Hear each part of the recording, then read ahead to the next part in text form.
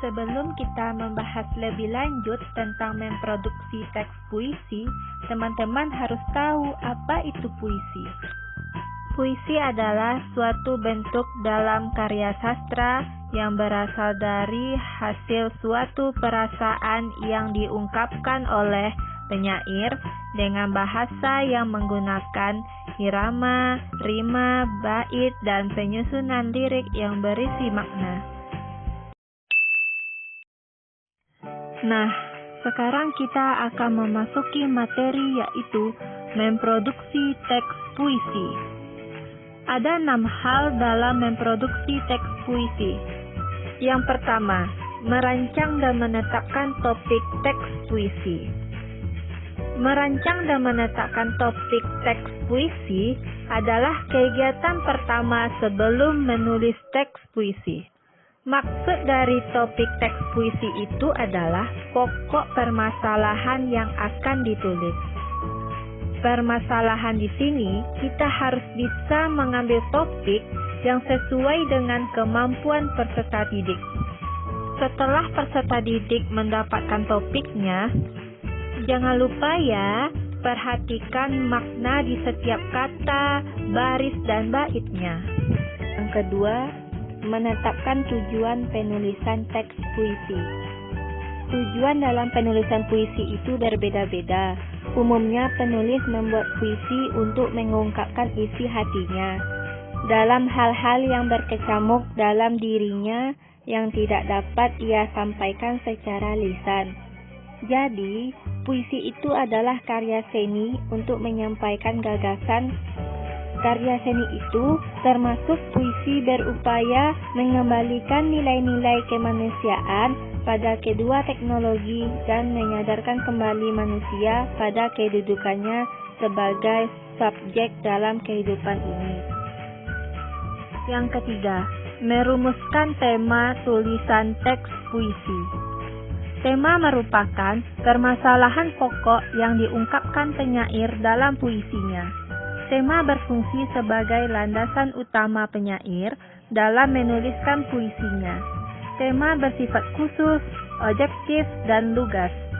Jika ingin mengetahui tema teks puisi tersebut, kamu harus mengetahui latar belakang penyair agar tidak salah dalam menafsirkan. Keempat, menetapkan judul teks puisi. Judul merupakan unsur penting dalam teks puisi. Jadi, dalam merumuskan judul teks puisi, kita harus melakukannya berulang kali agar perumusan judul itu tepat dan baik. Bahkan sering terjadi pula, setelah seseorang selesai menulis atau mengarang dan siap untuk dipublikasikan, ternyata judul teks puisi harus diubah kembali setelah melewati sejumlah perenungan. Tentu saja, hal ini wajar-wajar saja. Karena memang dalam merumuskan judul yang tepat bukanlah persoalan yang sederhana dan mudah. Yang kelima, menyusun kerangka teks puisi. Kerangka teks merupakan hal penting dalam menulis, termasuk menulis teks puisi. Bahkan, jika sudah disusun kerangka yang baik, berarti kegiatan menulis teks itu 30% sudah diselesaikan. Menurut Simon Mises, penulis yang baik hendaknya memiliki pandangan yang jelas dan mampu memperluas pandangan tentang apa yang mau ditulisnya. Puisi yang baik terdiri dari 5 kerangka yang harus dipenuhi dalam penulisan teks puisi, yaitu tema, diksi, kalimat, bait, dan sajak. Baiklah, akan dijelaskan kerangka tentang teks puisi. Yang pertama, tema. Tema adalah pokok pikiran. Bisa dikatakan bahwa puisi adalah alat atau sarana dalam menyampaikan gagasan, ide, dan perasaan kita ke dalam bentuk tulisan. Kemudian diksi atau kata tepat. Kata-kata dalam sebuah puisi adalah hal yang sangat penting. Untuk itu, usahakan memilih kata-kata yang tepat untuk sebuah puisi. Karena kata yang tepat adalah kata yang indah dan bermakna. Kemudian kalimat. Kalimat dalam puisi pun juga diperlukan keindahan, karena puisi adalah rangkaian kata-kata yang terbentuk menjadi indah ketika dibaca atau didengar. Namun, selain indah juga diperlukan makna dalam kalimat tersebut. Selanjutnya bait. Dalam puisi lama, kerangka puisi terdapat bait yang diatur dengan 4 baris atau 8 baris. Namun, dalam puisi modern cenderung menghiraukan jumlah baris dalam satu bait, karena di dalam puisi modern cenderung terserah pengarangnya. Namun, dalam keilmuan bahasa Indonesia atau sastra Indonesia, puisi terbentuk dari bait yang terdiri dari 4-8 baris per baitnya. Yang terakhir sajak.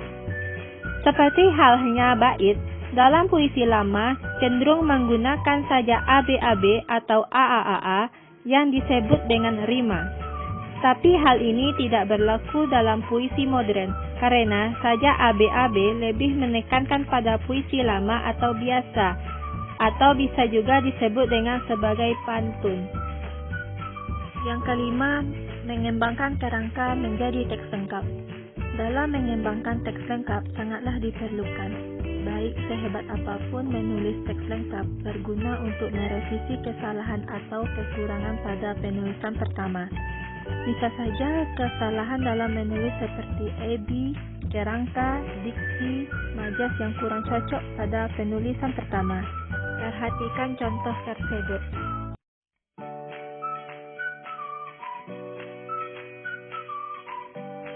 Terakhir, yang keenam, perevisian teks lengkap. Setelah kita melihat contoh dari teks lengkap atau bisa disebut dengan draft, masih perlu direvisi. Revisi dapat mencakup penerapan EB. Mungkin juga kita harus memperbaiki apakah pemilihan diksi sudah bagus dan pas antar kata. Perhatikan contoh tersebut.